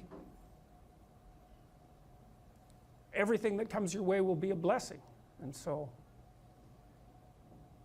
all you have to do is give up your resentment and your hatred. I know that's a hard thing to give up because you have plenty of reason for it. Faith is a presupposition for living in the truth. And then you might ask yourself another question, which is, well, why bother living in the truth? Well, one answer would be so that reality doesn't rise up and smite you repeatedly, which it will, if you're deceptive. So that's one answer, but here's another answer, and this is a better answer. People ask themselves all the time, what's the purpose of life? And there's a variety of answers to that. There's no purpose. We're just atoms on a dust mote at the edge of a rather reprehensible corner of the cosmos, and we exist for a moment and we're out, and that's that. Or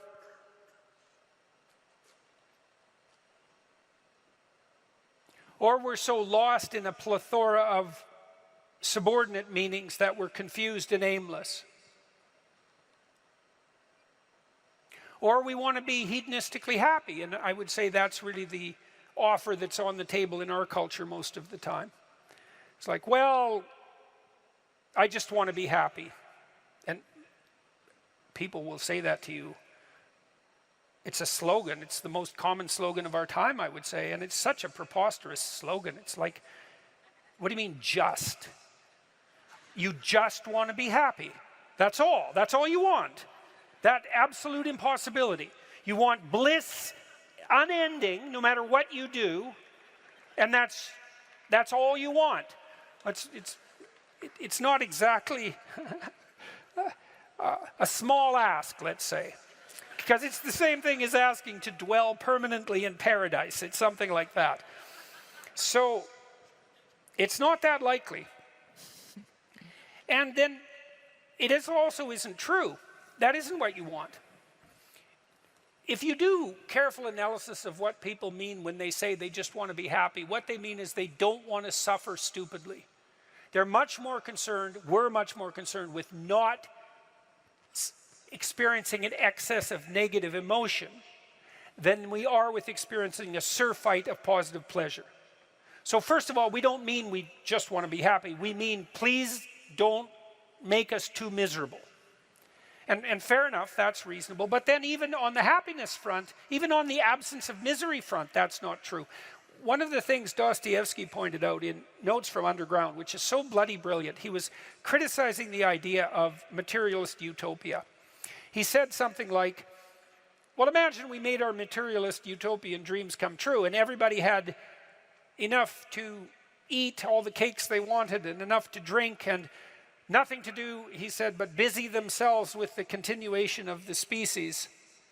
And we were so pleased that we emitted nothing but bubbles of bliss. He said, human beings were so damn ungrateful that the first thing we do is take a stick and smash up all that comfortable prosperity just so that something unexpected and provocative could happen. And that's very smart. You know, that's hearkening in some sense back to the story of the Garden of Eden and the proclivity of human beings to eat the forbidden fruit. It's like it isn't obvious at all that we want happiness. It isn't even obvious that we want absence of misery. What's really obvious is that we want an adventure, right? We want an adventure that's so compelling that it makes the misery of life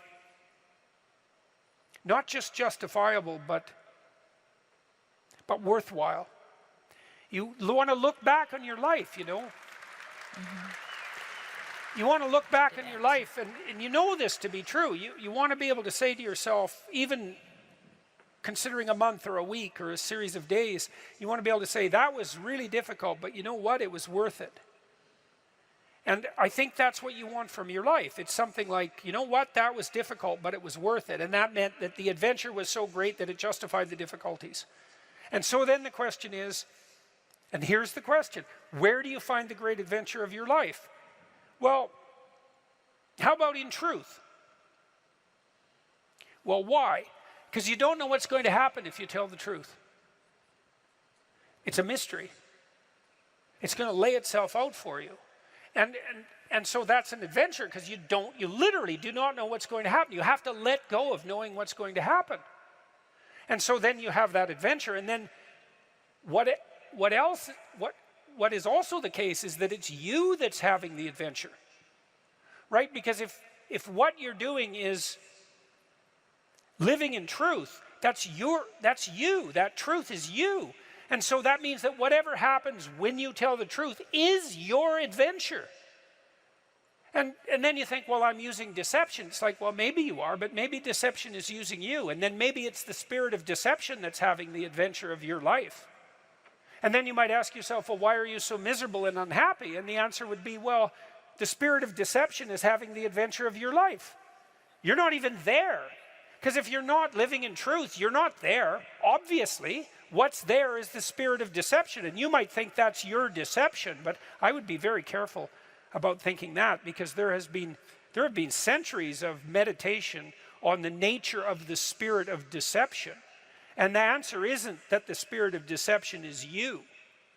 The answer is that the spirit of deception is something that possesses you and convinces you that it's you. And that's not something you want to fall into the clutches of.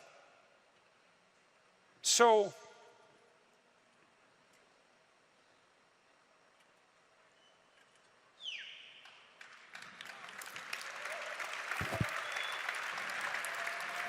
now you have to tell me the question again. I'm certain you answered it. This was about teenagers. Oh, yes. Well,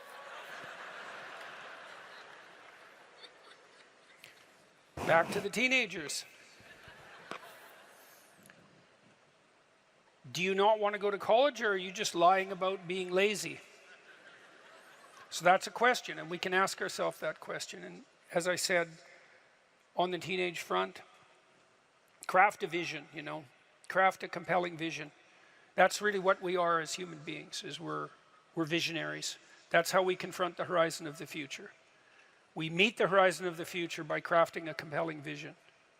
And your vision might not involve a college education, but it should be a vision that makes you think, if I could make that come true, it would justify the trouble that it would take to manage it. And I think that's the right attitude to take towards your life. And you know, we're all going to have our crosses to bear in the most fundamental manner. We all have to deal with the catastrophe of mortality. And I think we all have to deal with the reality of hell. And you can think about that religiously or not. Political hell will do for hell as far as I'm concerned. We certainly saw no shortage of evidence for that in the 20th century.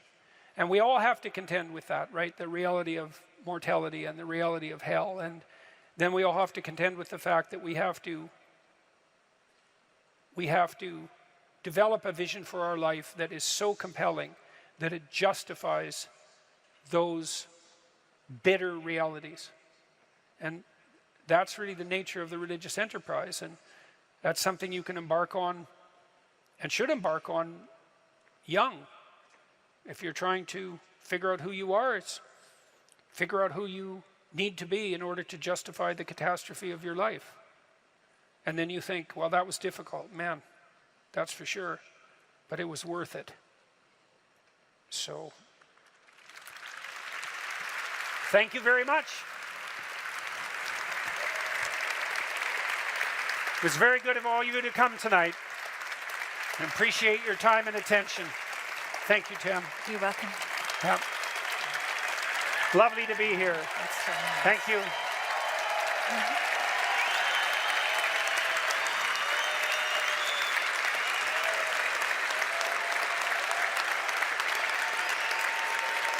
Thank you all.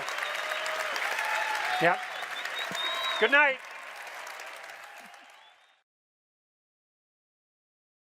There's this idea that philosophers have developed in the last 50 years called performative contradiction. It's like a lie. Normally you think of a lie as you lie when you say something that you know not to be true. And there's different forms of lies. There's sins of commission, lies of commission, where you literally say something and you know it not to be true. And then there are lies of omission, where you have something to say and you don't. And classically, people have regarded sins of commission more seriously than sins of omission. But sins of omission, they're not nothing. And you know, I've read studies that purport to demonstrate that if you ask people when they're older, you know, what they regret most in their life, it isn't the mistakes they've made. It's the opportunities that presented themselves to them that they never took. Right? That's a sin of omission. I think it's an open question. You know, maybe your life would be long enough, even though it's short. Maybe your life would be long enough if you took advantage of everything that came your way. Maybe you'd exhaust yourself in the pursuit of that opportunity so that you could be content with the finitude of your mortal existence. If you didn't avoid and hide things in the fog, let's say, that's rule number 3. Do not hide unwanted things in the fog. Your own future, all that opportunity. Do not do what you hate. You go to work and you hate it, right? You're forced to do things that you don't want to do, that grate against, not your lack of discipline, right? We have to get that straight, not your immaturity. You have to, if you're resentful, you got to ask yourself, you know, are you just immature or are you being tyrannized? No, those are the questions. And the probability that you're immature is very high if you're resentful, but it's also, well, it's the case for everyone, right? It's like, have you fully grown up? It's highly improbable. And well, you know people, you know what they're like, you know yourself. that you're still 13 in some ways. And I can see this in my clinical clients often. It was so interesting watching them talk, because especially if they had been hurt at some point in their life, they would literally, I could see them transform right before my eyes. I saw one woman once who talked to me about a very traumatic experience she had. Her mother put her in a grocery cart, and it was on a hill. And she rolled down the hill in the bloody grocery cart, and it spilled her out. And she ended up in the hospital and under the care of a pretty damn psychopathic nurse. And it really tilted her towards paranoia for the rest of her life. Right? She was so shocked, first of all, that she got hurt, and second of all, that when she went for help, she encountered someone malevolent who actually, what would you say, fed on her pain.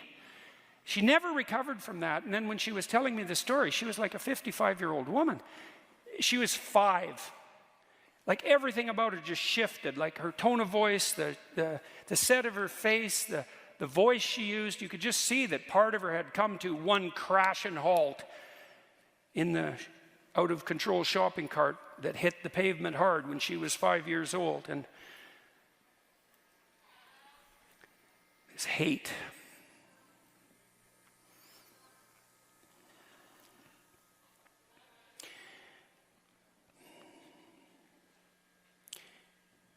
There's this idea in the New Testament. It's a very tricky idea.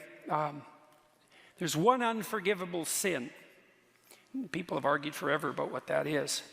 Because the idea that one of the ideas our culture is based on is that if you've made mistakes in your life, but you admit to them, so that's to confess, let's say, and then you repent, which is to figure out what the hell you did wrong and decide to do better in the future. And that can be very hard if you did something really wrong, so it's not like it's an easy thing to do.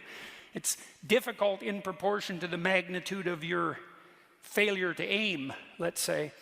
But that if you do that properly, no matter how far you've strayed, that you can be set back on the proper path, right? That you can be forgiven and that you can then move ahead. And we better hope that's true, because there isn't anybody anywhere who hasn't done many things that were pretty damn dark. And if it was all only the case that we were done when we made a mistake, then, you know, the jig's up for the rest, for everyone. And so you need justice, because you can't get away with everything or even anything, perhaps, but you need mercy too. And mercy is, well, the same. You apply that to your children as well. You know, they make a mistake or multiple mistakes, and perhaps even more so when they're teenagers. And the basic rule is still, you know, try to do better and you're still welcome, fundamentally. And that's a good rule. That's a really good rule. What would interfere with that process of redemption, let's say, and maybe that's your decision not to abide by the dictates of your own conscience. So you tell yourself, I shouldn't be doing this, whatever it happens to be. Maybe you don't find your job meaningful. And not that that's a simple problem. Or maybe you're really called upon to do things at work or in your family life, or just to save your good name, that really do disturb you, and yet you do them anyway. And then you practice doing that. You make that into a habit, and everything you practice, that becomes you. This is true neurologically. If you repeat something over and over, if you practice it, you build the biological structures that make you an expert at that. And so if you're practicing violating your own conscience with a performative contradiction, this other form of lie, this willingness to act out things that run contrary to your own sense of morality, right? So you act out a lie. Well, then you become the embodiment of a lie. And, well, there's endless metaphorical speculation about the spirit of the lie, right? I mean, that's one of the characterizations of the great adversary of mankind, you know, is the prince of lies. And you allow that to take up its residence within you because you're rationalizing doing what you hate, then you do that at your own peril. And if you get really good at that, maybe there's no way back. The danger of being an actor, you know, is that you become the actor and then you lose you, obviously. You replace you with that falsehood, and that will make you bitter, to lose you in the service of a falsehood. And then, you know, once you're bitter, then you're vengeful, and once you're vengeful, then you're, what's next? Fratricidal. That's Cain, by the way. And once you're fratricidal, the next step is homicidal, and the step past that is genocidal. And, you know, you can walk down all those steps, and people have lots of times. And every one of us has something in us of all of that. That's for sure. And you don't want to practice that. Once you orient yourself, then you have an obligation, I would say an obligation to the development of your soul to speak the truth.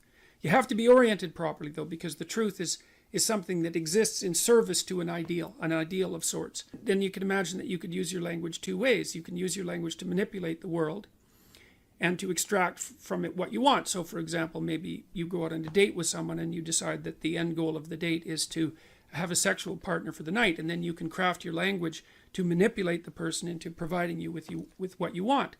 And that's like an instrumental use of language.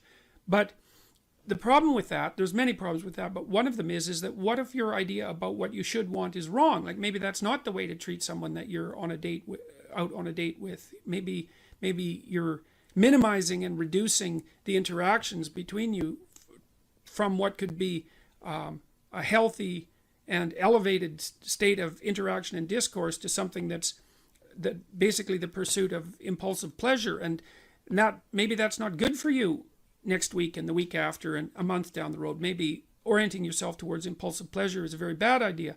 Remember what happens in Pinocchio. Pinocchio goes to Pleasure Island, and Pleasure Island is a place where impulsive pleasures can be had at a moment's notice. But what Pinocchio discovers, along with Jiminy Cricket, that Pleasure Island is run by masked totalitarians. They're all dressed in black, you remember, and they're turning the children and adolescents who are on Pleasure Island, they're depriving them of their voice, turning them into braying jackasses, and preparing to sell them as slaves to the salt mines. And so there's an implication in that story that the pursuit of impulsive pleasure is one route to totalitarianism and slavery, and I believe that. So perhaps orienting your language towards the gathering of impulsive pleasure is a misuse of your highest gift, the gift of logos, the gift of communication. The alternative is to orient yourself towards the highest good, as we already described, and then speak the truth. And you can tell when you're doing that, or you can tell when you're not doing that, because if you're not telling the truth, if you're using someone else's words, you're being manipulated in a sense by forces that are behind the scenes. You're not using your own words. You're the puppet of an ideology or another thinker or your own impulsive desires. And you can tell when you're speaking like that because it makes you feel weak. It makes you feel weak and ashamed. And you can localize that feeling physiologically. If you listen to yourself talk, you can tell when you're speaking properly, you will experience a feeling of integration and strength. And when you're speaking in a deceitful or manipulative manner, you'll feel that you're starting to come apart at the seams. And what you need to do is practice only saying things that make you feel stronger. And that'll mean, to begin with, that you'll notice that almost everything you say is a lie. It's either a lie or someone else's words. It's very hard to find your own words, but you don't actually exist until you have your own words. So then you try to teach yourself how to speak your own truth, and you listen to other people while you're doing that, because they can help you shape and correct your words. They'll react to them badly if you formulate your ideas badly, and if you listen and pay attention, then you can learn to formulate your words more and more clearly and accurately, and that makes you more and more powerful. It gives you more and more authority, which is the beneficial form of power.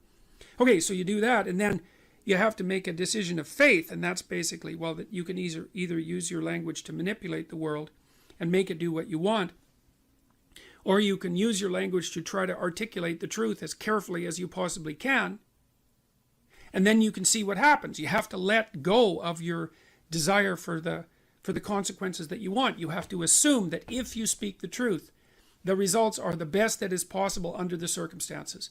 And so it's an exciting way of living in some sense. It's like continually walking off a cliff, because you don't know what's going to happen next if all you do is say what you think. you know, and maybe you're at work and you say what you think and you get fired and you think, oh my God, that's a terrible catastrophe. But maybe it's not, because maybe if you're working somewhere and you have to lie to maintain your job, maybe you shouldn't be there. Maybe it's deadening your soul and damaging you in some permanent manner and making you corrupt. And so you have to orient yourself. You have to speak the truth as carefully as you can. You have to listen to others so that you correct your speech. And then you have to allow the consequences that ensue to unfold as they will. That's the ultimate act of faith, I would say. And that's what you do if you belong to Truth University.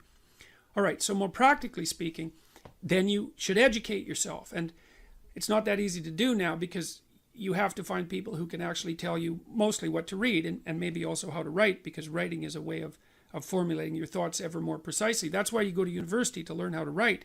If you know how to write, you can think. If you can think and speak and communicate in writing, you're unbelievably powerful in the authority manner, because arguments move the world forward. And if your arguments are tight and well constructed and lucid and well edited and carefully thought through, and you have 5 rationales for everything that you're doing, which is what happens if you learn to write properly, then you're like a force of nature, man. No one can take you down. And that's one of the things that people aren't taught about why you go get educated, especially in the humanities. Humanities education, if it's real, organizes your psyche, grounds you, puts you on a rock, and makes you a force to contend with. But you have to read the right people. And those are the great, they're the great people of the past. In my list, they're the great men of the past, and that's just how it is. And so here's who I would recommend. I put reading lists up at jordanbpeterson.com. There's 2 of them. And the people that I recommend primarily are their books written by the following list of people: Fyodor Dostoevsky, Leo Tolstoy, who I think perhaps the greatest novelist the world has ever seen, Alexander Solzhenitsyn, another great Russian novelist. I don't know what it is about the Russians, but man, they produce writers that are incomparable. Alexander Solzhenitsyn wrote a book called The Gulag Archipelago, where he analyzed the Soviet prison camp system that arose after the Leninist revolution in the second decade of the 20th century. And details in absolutely precisely how the tenets of Marxism, the Marxist tenets that are supposed to free everyone and change the world, produced legislation that was absolutely murderous in its consequences. And Solzhenitsyn painstakingly traces the logical pathway from the original Marxist principles to the legislation, to the genocides. Because you'll hear people who are basically Marxists say things like, well, true Marxism never existed. And Solzhenitsyn took that argument apart in the mid-70s, and the Gulag Archipelago was an intellectual bomb. It demolished any credibility that Marxism had to intellectual respectability. You have to read the book. The book is about the central issue in our culture at the moment. If you don't read it, you're not informed. You can't participate in the debate except as a puppet. And so I wouldn't recommend participating in this debate as a puppet, because you don't know who's behind the scenes pulling the strings. If you remember the Pinocchio story, the forces that were pulling the strings were not forces that were acting in Pinocchio's best interest, that's for sure. George Orwell, English essayist, incomparable commentator on socialist totalitarianism, even though he was a left-winger and a brilliant one. Aldous Huxley, who wrote Brave New World, had some very brilliant things to say about the potential demolition of sexual choice, of sexual partner as a part of a dystopian future. Friedrich Nietzsche, a philosopher who described himself as someone who thought with a hammer. And Nietzsche is a very, very dangerous person and an absolutely brilliant writer. And Carl Jung, who was a student of Nietzsche, and who Nietzsche was the philosopher who announced the death of God back in the late 1800s. And Jung spent his whole life attempting to revivify God. That's one way of thinking about it. And so if you educate yourself, and this is a really good place to start, if you read these authors, then you'll know what else to read. If you read these authors, it'll take you a good long time, and it will be very, very hard on you, and you won't be the same person when you come out, and that's very frightening. And because being torn down and rebuilt is no joke, but it beats the hell out of the alternative, which is just to stagnate and stay a stagnant infant, which is not something I recommend. There's nothing uglier than a stagnant 40-year-old infant. The empirical viewpoint is in some sense that what you know as a consequence of sense data. And the problem with that proposition is that there is mystery embedded inside the axiomatic presupposition of sense data. So behavioral psychologists believe that animals, and they tried to model animal behavior using these a priori theory, the animal reacted reflexively to a stimulus. And so that's a deterministic machine hypothesis. And that always bothered me, partly because animals don't do that. So for example, if you train a rat to run down a maze, it'll learn how to run down the maze. And then if you bind the legs, back legs of the rat, and you put its rear end on a wheeled chariot, it will propel itself through the maze on the wheels. And obviously it didn't learn that reflexively because there aren't that many wheeled rats. And they just don't have that kind of experience. And so the rat's perfectly capable of modifying what it learned in this hypothetically deterministic manner to react to an entirely different set of challenges and come up with exactly the same solution. There was an old behaviorist joke that under controlled laboratory conditions, an animal will do exactly what it damn well pleases. And I like that very much. And the problem with the behaviorist theory of stimulus response was the axiomatic presupposition that the stimulus was given. That you just look at the world and there's the stimulus right in front of you. That takes no effort, and you merely respond reflexively to it. And that's so wrong that it's almost incalculable, because it turns out that perceiving the world is so complex that in some real sense, not only do we not know how we do it, but it looks impossible. And part of the reason that it's impossible, and this is again why empiricism is an incomplete theoretical account of the genesis of knowledge, is that there are literally, or close enough to literally, an infinite number of ways to look at anything. And that's because everything is not only complex in and of itself, at the microcosmic level, almost beyond imagination, but that everything is also situated in a context, which is actually a determining element of the nature of the thing, and the context, expanded enough, actually takes everything into account. And so that makes perception a very weird phenomenon. For another reason, I was always amused, for example, when I traveled with my family when I was young, on our summer vacations, we used to do things like get out and look at the border between Canada and the United States. And that's a very weird thing to do, because you can actually do it, and you can step across it, and people treat that as if it's magic in some sense, because part of us knows that that border is not there, right? It's not a part of the objective world, and yet it is, because there you are standing beside it. And then if you look at aerial views, you can see the farmers' fields end exactly where the border is. And so things like borders between countries inhabit this weird space between the objective and the subjective that's a magic space. And it actually turns out that almost everything we perceive has that degree of magicality about it. I've thought also about such things as people's proclivity to go to museums, maybe in Nashville, for example, or Memphis, to go look at Elvis Presley's guitar. And you think, well, what exactly are you looking at when you go look at Elvis Presley's guitar? Because first of all, it's a mass-produced guitar, and so why not just look at another guitar? And you think, well, that's not the same thing. It's like, well, why isn't it the same thing? Because it's not. And the reason is that the guitar is not merely something, and this is the thing you perceive, it's not merely something made up of the guitar atoms, let's say, and the guitar molecules. It's also an artifact that was embedded in a context across a period of time. And that embeddedness of that artifact is part of what you perceive when you see an artifact like a celebrity, something a celebrity owned, or the relic of a saint, let's say. And so, and you can say, well, that's all an overlay on top of perception, and that would be fine, except that's wrong.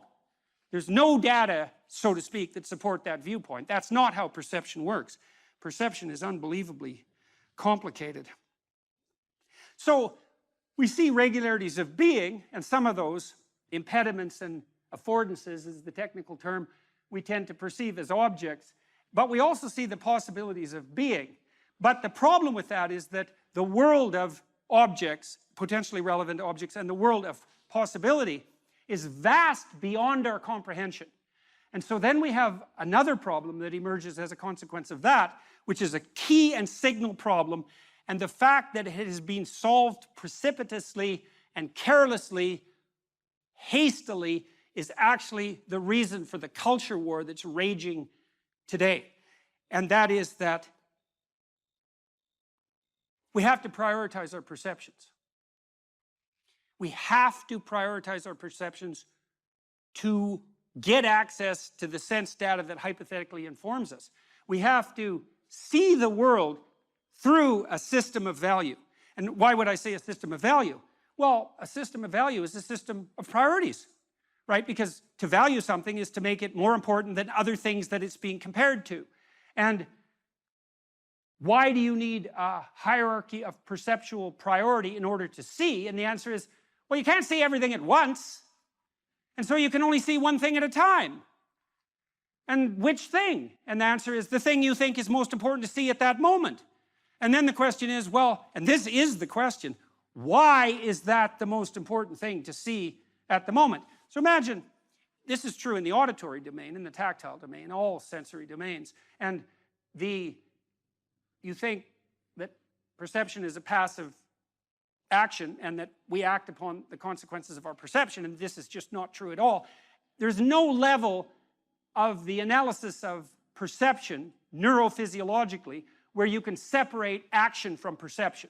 So for example, when you're looking at the world, although you don't know this, your eyes are moving back and forth very, very quickly. They have to move. If they stop moving for more than 1/10 of a second, you go blind because you saturate the neurons that you're using to perceive so intensely with the repetitive stimulation that they just shut down. And so at a micro level, your eyes are vibrating like mad, and then there are saccades above that are still unconscious, that are less rapid and wider. And then voluntarily, you have voluntary eye fields in the frontal cortex. You move your eyes voluntarily to point to what you want to see, and you do that because the center part of your vision is exceptionally high resolution. Each center vision foveal neuron is connected directly to 10,000 neurons in the primary visual cortex, and then each of those 10,000 is connected to another 10,000. It's very expensive neurophysiological real estate, and if all of your vision was as intensely high resolution as your fovea, which is a very small part of your retina, you'd have to have a brain like an alien. So I might say, well, why are you going to university? Or I might say, what are you doing right now? And then the answer would be, well, I'm sitting in class. And then the question would be, well, why are you sitting in class? And the answer to that would be, well, because I want to take this course. And why? Well, it's because I want to get my degree. So why? Well, because I want to be prepared for a career and a productive and high quality life when I get out. Well, why? Well, you can keep saying why pretty much indefinitely, and as you answer, you go farther and farther out in time scales. Now, it's a tricky thing, because one of the things I might tell you, this is a very complex cognitive problem, is, well, where should you stop? So, for example, I could say to you, do you want $100 an hour, or do you want 50,000 years in 75 years? You're going to think, well, I'll probably take the $100 now. Well, how about 200 years? It's like, well, I'm not going to be there. I'll take the $100 now. Well, so obviously thinking out 200 years is not that helpful. Now, you might think, well, no, you should calculate the effects of your actions on the vastest time span possible and include the largest number of people if you're really going to equilibrate it.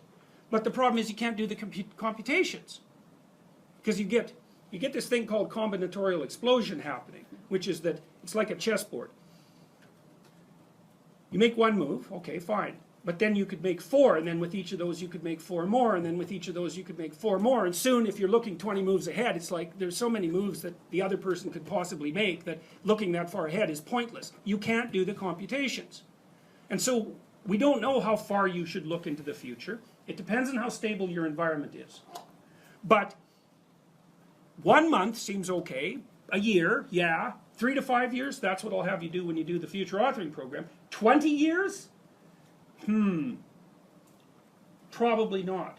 And the reason for that is the margin of error in your prediction grows so large that your prediction isn't worth anything. And you can really see how that's the case now, because like, what's it going to be like in 20 years? When I was a kid, I used to read science fiction. It was like plausible accounts of the potential future. It's like, now? Who knows? Anything could happen. Anything could happen. You could be 3/4 robot in 20 years. You could have a lifespan of 10,000 years. I mean, we just do not know. We could be living in caves again with everything in ruins. We don't have a clue what's going to happen. So 20-year span, I would say, get friendly with computers. So 20-year span's too long. So, okay, anyways, what I'm pointing out is that you have to calculate what you're doing across multiple spans of time, and in that combination, in combination with many, many people. And that makes things very complex, but that's how you're building the structures that you live within. We were sitting in the first row of the plane, and do you remember the guy was a young black man, sort of ran onto the plane. He was wearing a yellow vest. He was a worker working the bridge or something. And he came up to you and he said, I'm not supposed to be on the plane right now. I'm not supposed to say anything, but you helped me turn my life around. I got this job because of you. And what I remember more than anything else is he had this huge smile on his face. But it wasn't because you told him to go out there and be happy. It was because you told him to go out there and fix some stuff. And I think that's exactly what you're talking about right now. Those experiences are so life-sustaining. It's so remarkable to have that happen, and that's something I've been immensely privileged to constantly experience, although there's also something about it that's extremely painful. The magnitude of that joy is sort of proportional to the obstacles it had to overcome while it was attempting to manifest itself. And one of the things I'm sure you saw on the tour, and I don't know how this affected you, was the depth of hunger for encouragement that exists everywhere, as far as I can tell. And everyone wants to be appreciated when they bring their best to the table. That's why the current assault on merit is so unbelievably brutal, because it will deny everyone the right to be appreciated for being their best. And well, you might ask, well, when does the best become your enemy? And that's easy. It's when you flee from it.